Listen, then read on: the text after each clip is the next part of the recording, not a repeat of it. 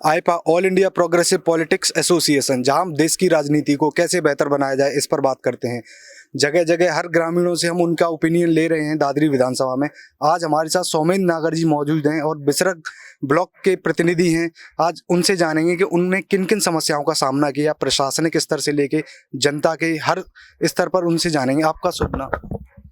सबसे पहले तो मैं आपका स्वागत करना चाहूँगा बिसरक ब्लॉक के अंतर्गत आप लोग आए हैं और यहाँ की जो समस्याएं हैं, जो भी लोगों को हैं, उन्हें सुन रहे हैं, तो मैं आपका हार्दिक स्वागत करता हूँ।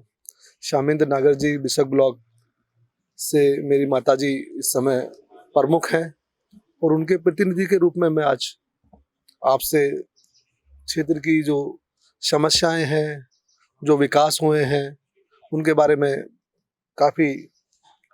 क्योंकि आप नए नवेले ब्लॉक प्रतिनिधि हैं, तो मेरा आपसे ये जानने की कोशिश करूंगा कि आपने नए रूप में प्रतिनिधि के रूप में कार्यभार संभाला है, तो आपने जो पिछला ब्लॉक प्रमुख जो भी मौजूद थे, उन किन किन समस्याओं का आपने रिव्यू किया और उसका समाधान किस तरीके से किया?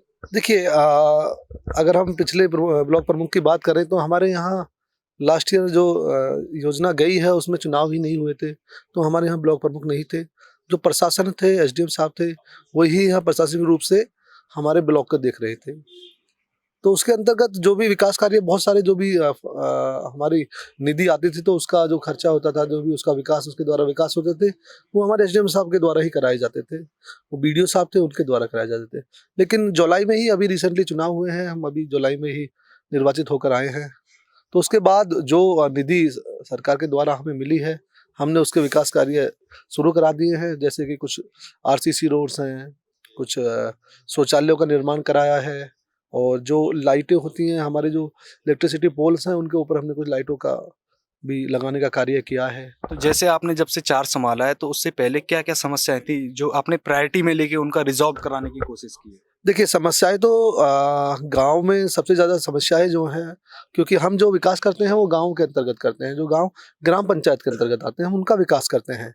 बाकी क्योंकि काफ़ी गांव हमारे यहाँ अथॉरिटी के अंतर्गत आते हैं, तो उनका विकास कार्य जो है अथॉरिटी के द्वारा कराया जाता है। लेकिन हमारे जो अंतर्गत हैं वो 24 गाँव हैं। बिसरक ब्लॉक के अंतर्गत जो आते हैं वो 24 गाँव हैं। उन 24 गाँव में जो सबसे बड़ी समस्या थी, तो वो रस्तों की थी।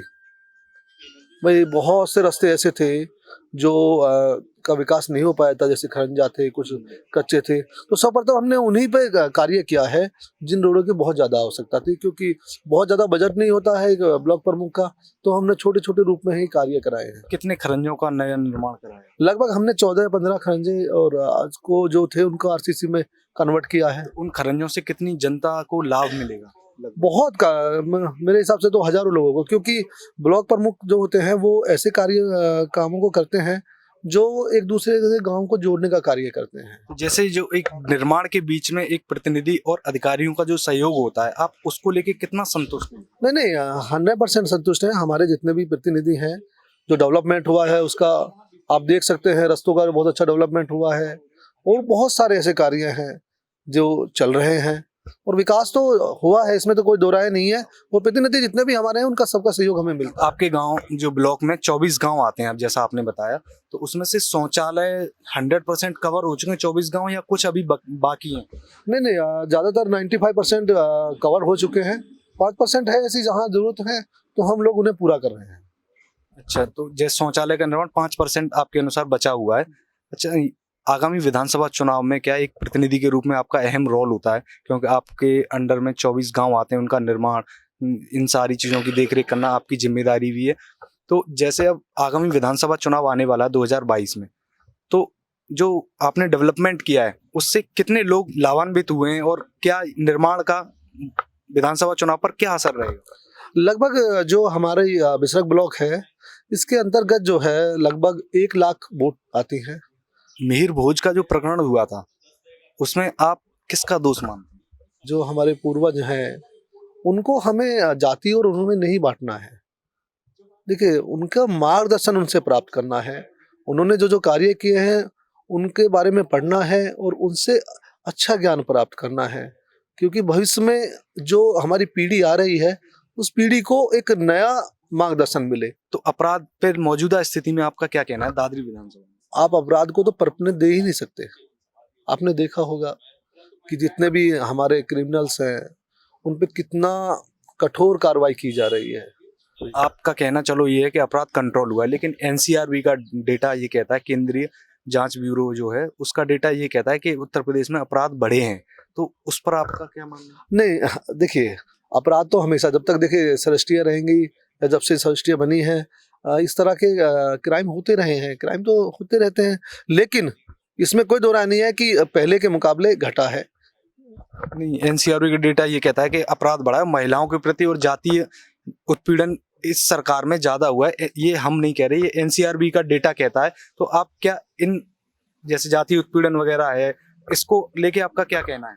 देखिए, आपने देखा होगा, पहले आप लोग सुनते थे, हम भी सुनते थे कि अक्सर दंगे हुआ करते थे, जाति दंगे हुआ करते थे।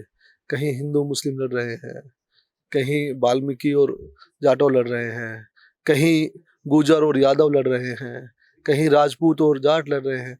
आज के टाइम में सब इस तरह से, ये देखिए ना, आप इस चीज़ का देखिए कि क्या चीज़ें खत्म हुई हैं। तो ये थे सौमेंद्र नागर जी, और ब्लॉक प्रमुख प्रतिनिधि हैं मौजूदा सरकार में। और अभी तो उन्होंने अपने क्षेत्र की 24 ग्रामीणों से जुड़ी हुई बातों को रखा और उन्होंने विकास को लेके अग्रिम प्रयासरत हैं, वो ऐसा बताया उन्होंने।